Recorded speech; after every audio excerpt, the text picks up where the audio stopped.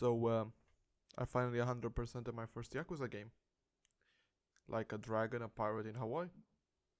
And it took me around 31 hours with the in-game timer and 46 hours with the Steam counter. Now I'm gonna break the whole journey in different chapters. Chapter 1, Combat and Treasury. Now, during the combat, we have two types. We have the normal combat you'd expect from a Yakuza game, and we have naval combat. Now, naval combat is a bit interesting. It's a bit different than what we are used to. It's very similar to Assassin's Creed Black Flag, where you have a big ship, cannons on the left and right, and a minigun. Now, combat helps us get money, and then with the money, we get upgrades, which are really important later on. Now we can upgrade the ship, we can upgrade ourselves, and for one of the achievements, you have to get, I think it was 60 abilities across all the board. As you can see, the naval combat is pretty boring in these random encounters, especially at high levels, where you just kind of roll through them. But in the beginning and during the Pirate Colosseum, they're very interesting and they're very cool.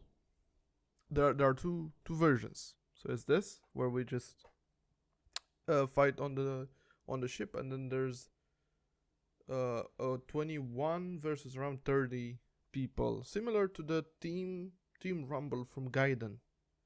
So the Pirate Colosseum is just the Colosseum from Gaiden. It's just more piratey.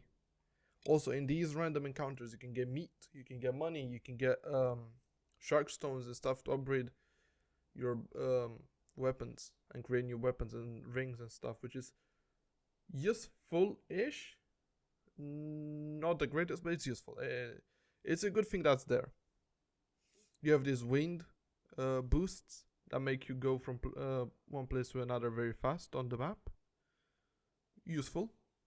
You have these islands that have treasure in them, but they're guarded by the devil flags. Now the devil flags, they are this game's 4 kings from Gaiden. They're very similar. You have to beat them to get points. Now in order to beat them, you have to go through their treasure that is located on a island, or beat their naval bosses.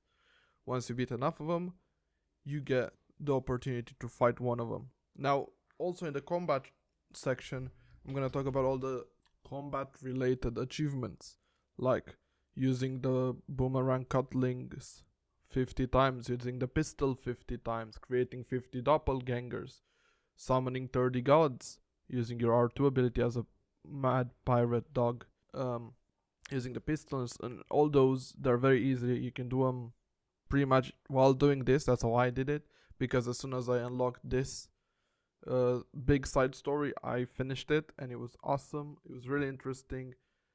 It gave me all these new zones, all these new stuff to do, all these new treasures for the money and for the upgrades, which are again very useful. And you need a fully upgraded ship in order to defeat the Pirate Colosseum.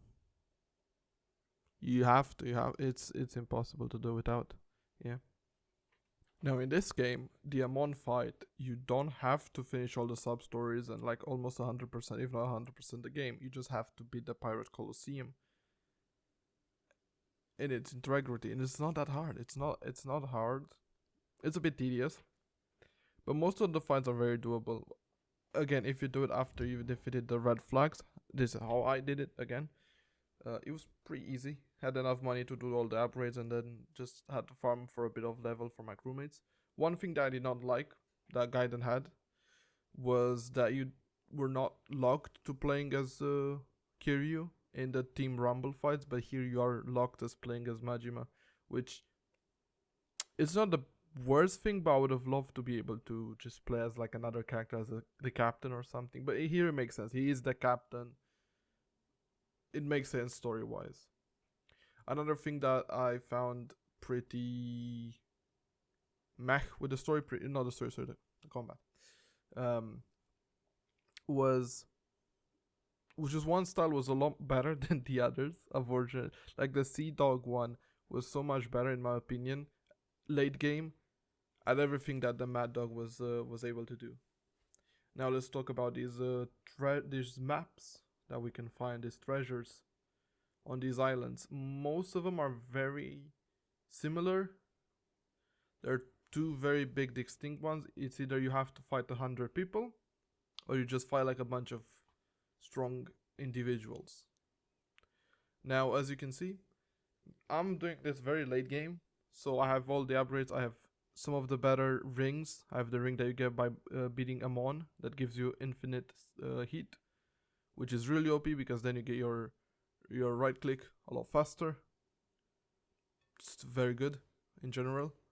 You see here I'm summoning the gods that you can do. They're very good. You fill up that meter very fast, which is really good. Other than that, I felt like the combat was fun. I would say the agent from Gaiden was maybe a bit more fun with the Yakuza stance. Here I felt like I was mainly using the Sea Dog one because it seemed like the game was made for it, which I don't 100% mind. I wish there was a more of a incentive to switch between them. As you can see, the Mad Dog's just like, in my opinion. Maybe someone out there really loves it, but I wasn't the biggest fan of. This is the end screen as well. When you finish the things, you get influence, which is really easy to get, to be fair. Money not, but the influence I was able to get it very easily throughout the game, and I was able to just do everything very fast. I got to be a legendary pirate, which didn't take me that long. I think I did it in the first like 10 hours. I wish there was like a cutscene or something to collaborate that, or like to oh, you got to the max level, whatever. I wish it was something like that, but unfortunately there was not. But I'm pretty sure there's an achievement tied to it. Yeah, here's that 100 people fight. The only useful gods that I usually use are either the first one, the sharks, or the bird. The monkey one is pretty much just usable if you're fighting one person, and I think I used it during the Amon fight. And then the squids, I never really used them. I used them here and there, but they were the least used ones during my playthrough. This game, I think what it does really best is making you feel like you're fighting 100, like you are just a one man army, and I feel like that sentiment is very nice to have overall. As you can see in this, like I'm literally having the time of my life. Yeah, I'm spamming hit actions a lot because of that ring, but like it was really well done. I really liked it. The combat aspect of the whole game was amazing. I'm not gonna touch much into the story because the game only came out for like I think around a month. So I don't want to spoil that, but combat was amazing.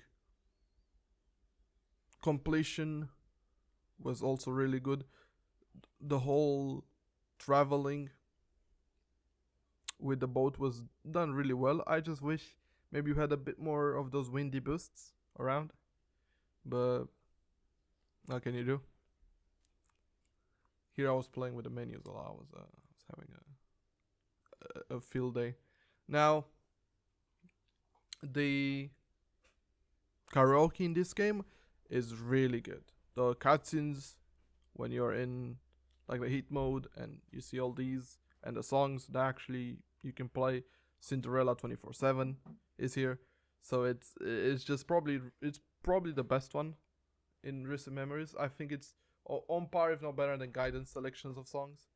Here I was doing a couple of them, but it was just amazing to get to play these. Now, something else that I wish it was in this game, I wish we could have seen maybe a bit more you and your crew doing it.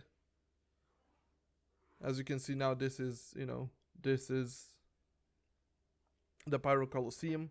That's how a match usually goes. So we go in, we fight with our ships. I'm very bad at this, by the way. You don't have to be good at it to finish. You just have to get the upgrades and just bash your head uh, against the wall until you beat them. So you board their thing with 21 people, and then you just go to town. A very good way to do this is spam hit actions, because hit actions do damage, but they stop the timer. So if you want to get a good time on it, you just do that. You just spam hit actions, because, well, in a hit action, the time doesn't move, which I think is a bit silly, but I guess it kind of works. The only fights that were hard are the ones that the enemy has this ability to do poison damage in an area. I felt like those were the really more annoying ones, or the sumo guys one where they stun you. I feel like those were like the hard ones to just do. In Madlantis, as you can see, I'm showing you guys the layout of the place. You have quite a few things. You have some poker, blackjack. Here you can get a crewmate if you have I think it was 15,000 chips. This this is my favorite minigame, by the way. It's basically baseball, but you're playing with cannons. And in this is the endless mode, which I do kind of enjoy from time to time. I'm not very good at it, but I do enjoy it. I do enjoy playing it. I don't think the only thing achievement related to this, if my memory is correct, is here you can get a crewmate, a legendary one, and I think it's he's in Judgment. He's the best friend of the main character from Judgment. Like I can't remember his name. But yeah, I'm pretty sure you get him from here. This, by the way, best game. I've been playing a lot of baseball lately, so this was a cool thing. Now baseball is indeed in all the Yakuza games, but I feel like this one was kind of the more funny one. The other one, so the intermediate, hard one, whatever, they are kind of puzzly based in terms of they're not random. They're always the same. And here you see me how much I suck at this. And yeah, so they're all puzzly, and then if you know where to hit, you just hit it and it's done. The the angry like animation Majima does pretty cool as well. He bends the bat into. You can talk to the cat as well, the Goro, to get eggs. I think you can get eggs. You can get some other stuff, bugs to use for the cooking mini game. Also very good, very nice mini game. These are all the red flags. I'm gonna do the first one, so there's no major spoilers, because this one, if my memory is correct, you have to do it in story anyways, and you can see how easy it is late game. You just do this, and technically it finished in 20 something seconds, but it was not 20 seconds. I think it was more like a minute. But because you can just spam these after beating Amon, it's very easy. Also, the Amon fight was not that hard in this game, I felt like, because you can heal. Now, something that I should probably also say is, in order for you to actually fully finish the Pyro Colosseum, you have to do those fights again. I thought those were like just bonus stuff that you can just like redo, whatever. But you have to redo those. So keep that in mind. This is the poker place where you can play poker or blackjack, as much as you like. As much as you know. You have some stuff here. I went here because I needed to buy 50 pieces of clothing, which wasn't that. I thought it would be the hardest achievement. That and the 80 crewmates. But it turns out that I was able to do it in a relatively fast manner. Also, the customization in this game is really interesting. You can really change a lot, but mostly to the Mad Dog style. You can change the shirt, pants, all that, and it's fun. That you can make him look like anyway. You can make him look like a Joker. You can make him look like he's normal, more well-known clothing. You can make him look like the Zero clothing, or his Zero attire, sure, I should say. But I wish you could have changed a bit more about the pirate, other than his mask. I wish he maybe like I get it, you know, he has to look, but maybe like the color scheme or something. I thought that would have been like a really good thing that we should have been able to change. Another very fun thing you can do in this game is you can play old Sega titles by collecting their CDs that are all over the place. Unfortunately, I didn't collect them all, but still, it's a cool thing to have. Now, on to the cooking. The cooking minigame was a really fun one. I just wish it would have actually gave you a bit more stats, maybe. Like, have some that just give you like an attack bonus as well, or have one that gives you a defensive bonus. A bit more incentive to do it. Crazy Delivery is back from Like a Dragon Infinite Wealth, and Snap and Sicko Snap is back also. And it's pretty cool. A Sicko Snap is actually pretty cool in this one. It's a bit expanded upon. But you have, I think, the same places, I think. That your Sicko Snap at. It's just a bonus one that you guys will have to play the game to see. I don't want to spoil it too much. But other than that, no, the Sicko Snap was actually very interesting, this game, yeah. Also, a little tip, if you guys want to do this very fast, just use a mouse and keyboard. Literally, just use the mouse and keyboard, and it's fine. It's fine. Crazy Delivery is back as well, like I said. But in this game, you have one more like location you can do, which is pretty cool. Darts is available as well. Mahjong is available. All the like stable Yakuza mini games. Catch the UFO. Go-kart. Go-kart was really interesting, actually. I was not a big fan of it in 7.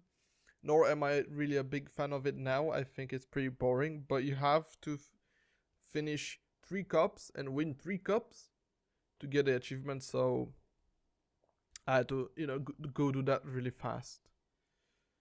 My favorite one is still Crazy Delivery. I think it's the best one. It's very funny. I wish, even though we have a new place to do it in, I wish some of the animations were a bit different. Give them a bit of more, like, Majimanes to it. But it was alright. I did not hate it. Now, if I were to rank like the side stories and not the side stories, the side content, I think Crazy Delivery is first. Sicko Snap was really cool this year, and then Dragon Card was kind of meh. Vacation School is here as well. Now, this year, there is no achievement to fully finish it, nor do you really have to. It's mostly if you want to just do it. You do it just to do it. So I think it goes last. It's cool, but here in Mahjong, I used the cheat item that I had. Not sure where I found it, to be fair, but I had it, so I was like, okay, I'm gonna use it just to show you guys the Ron Richie and all those animations, which are kind of cool in this game. I'm not gonna lie, it is very menacing. You also will be able to see a normal game of me playing Mahjong and not knowing what to do.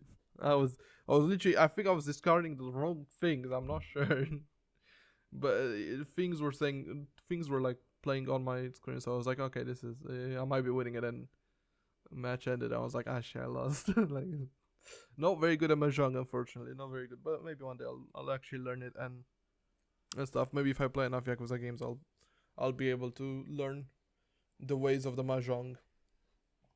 But this game's like social side, I would say, was pretty good. You had the stable, and then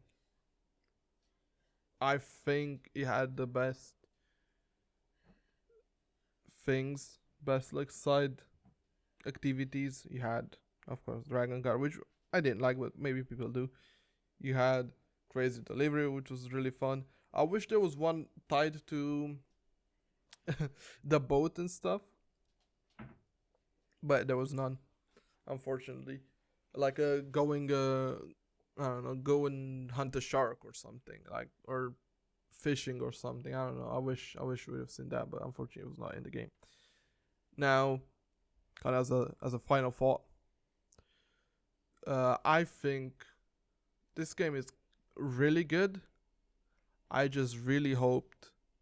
I hoped that maybe we could have seen a bit more in the story. Maybe a bit more like call outs to like older games or like other stuff. We've seen some in like cosmetics. We've seen you can get the zombie Majima, or you can get the girl Majima get up he had in one of the Yakuza games. So there are a couple call outs to old stuff Majima used to do. I've played the game in Japanese, so I can't say if the dub was any good, but from what I've heard, very little of it, it was really good. And I think it lived up. I don't think it was better than the Japanese, but it was decent. Also, a little bug that I had going in day one was after a fight, Majima would say his English lines, not the Japanese ones, which I thought was a bit weird. But I'm pretty sure it happened in like a Dragon Infinite 12, I think, or like another like one of the like a dragons. Maybe it was a Gaiden or something that also had something very similar to this happening. But no, I think this game was it deserved the price tag it had. Now, is it better than Gaiden? I think Gaiden, unironically, was just slightly better. I think the in terms of fighting styles, I think the Yakuza stance and the Agent stance were a bit more fun to just play around with. Also, I think the side stories in the Gaiden game were slightly better, and that Akane network thing was really fun to play around with. And the Colosseum, the biggest bit, I think everything that this game does, Gaiden does it slightly better. But what I love about this is Majima. I'm a Majima fanboy, so I would 100% choose this game over it. But I think if you compare it side by side, I think Gaiden does it just a bit better. Now, I hope this will not be the last Yakuza spin-off, or I guess I wouldn't say spin-off because it is still connected within the universe of the game, so it's all fine. I just wish they do more of these, like this filler-ish games, because while this at first seemed like a filler, it actually is connected to what's happening at the end of Infinite 12, which was really nice. So I hope they continue doing these types of games with other known characters from the series. So yeah, all in all, I think this game was not hard to 100%, which was nice, I guess. It doesn't take long. The achievements are not too hard, and I love the way they do it. Yeah, I think it's sick. It's sick. That you don't have to, in order for you to experience everything the game has to offer, you don't have to play too much or like grind too much, which again I always think it's a good thing. I just hope the next game, the next Yakuza one, will be the same. Also, little rant at the end, the new game plus is free to play. That's great.